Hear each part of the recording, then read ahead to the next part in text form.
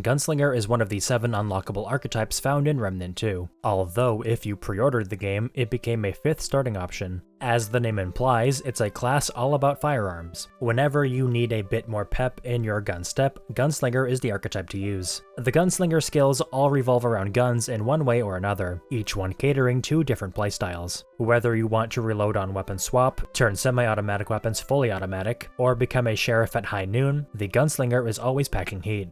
The Gunslinger starting skill is Quick Draw. Tapping the skill fires 6 revolver shots that auto-aim at whatever enemies are closest to your crosshair within 25 meters, each bullet dealing 52 to 156 damage depending on your level. It'll always try to divide up the bullets evenly among them, but sometimes it may hit an enemy multiple times. If there's less than 6 targets, it'll always hit at least one target more than once. If there's no enemies nearby when you try to auto-aim, it'll just fire one shot. Holding down the button lets you free aim a singular powerful shot. Both of these attacks deal guaranteed crits, have a 100% weak spot damage bonus, and cause your character to spin around the gun before putting it away. The skill also mentions the bullets have double stagger, but I barely noticed it. From what I can tell, it does about the same stagger damage as the actual Western Classic revolver. The skill has 2 charges that each take 40 seconds to cool down. With the main functionality out of the way, let's talk about the details. Skill cast speed does make you fire the revolver faster, but it does not affect the put away animation. Thankfully, you can evade or melee attack to cancel it, which really helps with the DPS of the single shot. Speaking of which, holding down the skill button to aim the single shot does count as ADSing,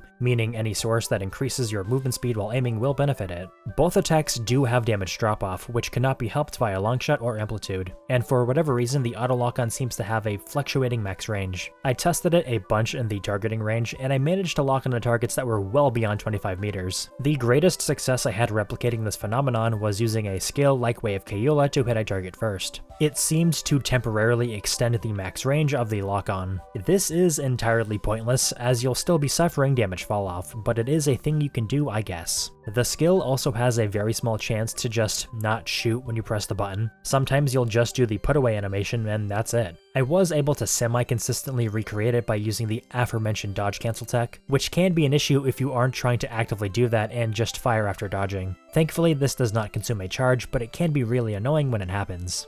At level 5, the Gunslinger unlocks Sidewinder. This buff skill lasts 60 seconds and increases your ADS move speed by 50% and your weapon swap speed by 35%. Swapping to a weapon that isn't fully loaded will reload it and shave 6 seconds off the remaining skill duration. Once the timer hits 0, it goes on cooldown for 50 seconds. Back in the day, this skill used to grant unlimited swap reloads over a much shorter 12 seconds. It worked fantastically with single-shot weapons like Sureshot and the Widowmaker, but not so much with every other weapon. I personally don't think the original really needed changing, but at least it functions better with all types of guns now. Before the change, if I wanted to use, say, double automatic weapons in a swap build, Provisioner's Ring and the Ammo Reserves trait were all you really needed. I feel the same still applies today, as even with the changes, the skill still performs best with single-shot weapons, although I suppose you can add in low-capacity weapons too, like the shotguns now as well. Despite seeming a bit more complicated than Quick Draw on paper, there's actually not much in terms of quirks with the skill. The ability magically loads bullets into your magazines, yet the game actually considers every swap reload a manual one. This means the skill benefits from literally every on-reload source in the game. Void Idol, Moonstone, Digested Hog Lure, you name it.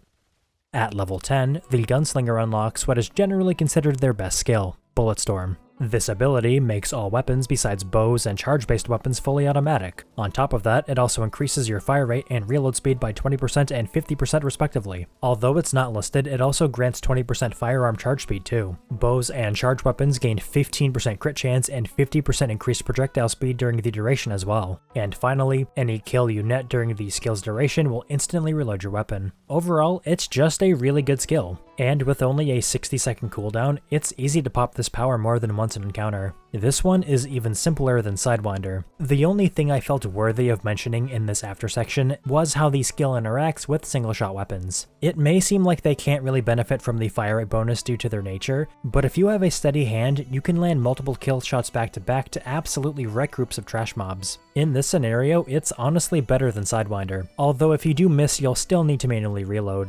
Starting off with the Gunslinger's perks, we have Swift Shot. This damage perk increases your fire rate and range damage by up to 15% and 25% respectively. At level 6, it also increases your crit chance with firearms by 5%. This is effectively a 40% DPS increase to your guns, although the fire rate bonus makes this the case with automatic and semi-automatic weapons. With single-shot weapons, it'll only matter under certain circumstances.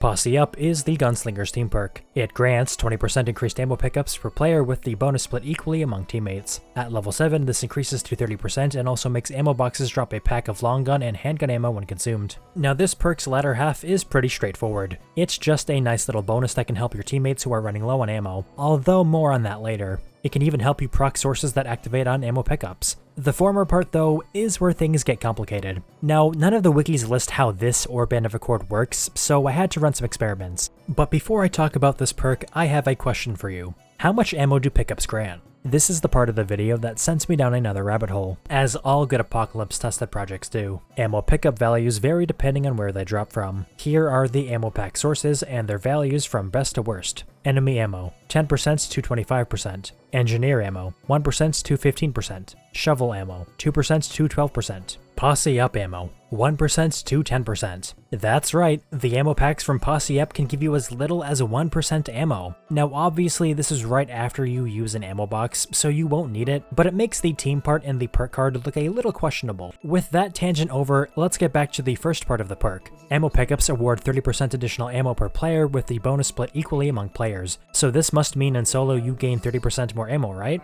No. What it actually means is that in co-op, the ammo you pick up gives 30% of its percentage roll to your teammates as free ammo. I have no clue why this perk and Band of Accord have their descriptions written like this. Band of Accord is even more egregious with its wording, although at least in that case it actually does grant you extra ammo on pickups. So how well does this work in multiplayer? On high roll enemy ammo packs, it's not nothing, but you'd be better off just letting your teammates pick up the ammo off the floor. It does stack additively with Band of Accord's 50% ammo share, which does make it way better. It also stacks with Galvanized Resupply Band, but at that point it's a lot of investment for what is essentially killing a few ads and grabbing their ammo. It also requires your friends to be running Band of Accord, and good luck convincing them to take off Braided Thorns. I'm hesitant to say this perk needs a buff, as like with Medic, the archetype is totally fine as it is. If I were to change the perk though, I'd first of all swap the unlock order, making the pack dropping the first effect and the shared ammo and pickup the second. I'd also change the ammo box consumption effect to instead proc on skill activation, as well as increase the ammo pack value to be a fixed 25% for both types. This would make the perk way more useful in both solo and cooperative play. On top of this change, I'd also make the shared ammo on pickup give 50% of your roll to allies. This would make a 25% ammo pack give your teammates 12.5% total ammo for whichever type you grab. And hey, you now have a way to generate 25% ammo packs on command. The former change would also have the effect of making Quick Draw a powerful ammo generation ability, giving it another reason to be run outside of a skill spam build. The Gunslinger's utility perk is Quick Hands, which increases your reload speed by 10%. At level 8, this bonus is doubled when reloading an empty magazine. You can actually see this effect in the Advanced Stats tab. Holding a weapon with an empty magazine doubles the bonus, resetting it to 10% when ammo is present in the magazine. After the doozy that was the team perk, I'm glad this one and the next are very straightforward. Sleight of Hand is the Gunslinger's Relic perk. It reloads your currently held firearm when consuming a relic. At level 9, it also increases your range damage by 15% for 10 seconds after using one. Both aspects of this perk activate when consuming a relic for yourself and when using one to revive a friend. This perk is a massive time saver, allowing you to both heal and reload your current weapon at the same time. This technically makes all sources of consumable use speed effectively reload speed as well. Because of this, any relics with innate use speed are great picks for the archetype. With just a little use speed, you can easily pop several relics in the time it would have taken multiple weapons to reload, even with Quick Hands. One of the best trinkets that benefits from this perk is Chef Metal. This combo lets you reload your gun and gain the range damage bonus after perfect dodging. An incredibly strong effect, especially considering your other archetype relic perk and on relic use rings will also be procced. Now Bypass Primer does give the instant reload effect part of this bit in the ring slot, but I still enjoy using Chef Metal with Gunslinger. Gunslinger's Prime perk is Loaded. Whenever you activate a Gunslinger skill, both weapons are reloaded and you gain unlimited reserve ammo for 5 to 8 seconds depending on your archetype level. This perk works well with all 3 of the Gunslinger skills, although I definitely think it works the best with Sidewinder, mainly because you can really benefit from the 8 seconds of unlimited reserve ammo. Quick Draw isn't too bad either, especially with its short cooldown and multiple charges. It's not bad with Bulletstorm, but the unlimited reserve aspect won't be nearly as effective with it when compared to the others. As far as prime perks go, this one is good, but not nearly as impactful as something like Die Hard, Bonded, Dead to Rights, Visionary, etc. This is especially true in the late game, where you have plenty of ammo boxes and other methods of instantly reloading. The Gunslinger's trait is Ammo Reserves. It gives you 5% increased total max ammo per level up to 50% when maxed. This is a trait I commonly find myself picking up outside of Gunslinger builds. 50% more total ammo is pretty damn good, as it not only increases the time between needing to use an ammo box, it also increases the ammo gain from pickups, Corrupted Cube Guns mod, and the passive reload on Provisioner's Ring. There's lots of little details and synergies that come from running this trait, even if ammo box spam can technically make it obsolete in some scenarios. Each of the Gunslinger skills has its own set of builds they fit into, some having more options than others. Despite seeming the least impactful of the 3 skills on paper, I'd actually argue that Quick Draw is the more versatile of the bunch. You can build it for skill damage, a means of instantly reloading or proccing unlimited reserve ammo, skill trinket activation, you name it. Now, you might expect me to just make a skill damage spam build and call it a day. However, for this video, I actually settled on using Quick Draw as a means of instantly reloading large capacity weapons and to activate several beneficial trinkets that synergize with each other. Those trinkets were Short Circuit, Access Coil, Stream Coupler, Generating Band, and Burden of the Stargazer, although that last one could be replaced with anything really. My secondary archetype was Rampage Challenger, and the weapons I picked were the Bonesaw with Bottom Heavy, and MP60 with Hidden Power. Tranquil Heart was my relic of choice, Fragments were cooldown, shield duration, and healing effectiveness. And these were my traits. And before we move on, I wanted to give a quick note here for the rest of the Apocalypse Tested series. I will not be including prisms in any of these builds, as I think they're just way too overpowered, and I want to keep these builds achievable by everyone. The general idea with this setup was to use Quick Draw to activate Excess Coil, which generates a 21-second shield that powers Generating Band for health regen, and Short Circuit, which gives us a nice crit boost and speeds up the cooldown for Quick Draw and Rampage. The shield duration on Excess Coil is perfectly lined up with the cooldown from Quick Draw as long as we don't lose our shield. Generating Band and Stream Coupler combined with Triage and the Healing Fragment let us heal most of our health back in a few seconds after popping either skill. As for some tips when using Quick Draw, it's important to know when to utilize the single shot or the auto aim. If you can go for a single shot against a boss or elite enemy, then go for it. Otherwise, it may be better to just quickly dump the cylinder into a target if you're in a tight spot. Groups of ads are especially susceptible to the auto aim, especially with its guaranteed crits. I'd also say to not try and use the ability too far away, but most boss fights take place in arenas well within the skill's max range. Overall, this build was really fun. I highly recommend you give Quick Draw a shot if you haven't already. I personally find it to be a bit underrated, although since its 50% damage increase and double charge buff last year, it's certainly a lot more appealing.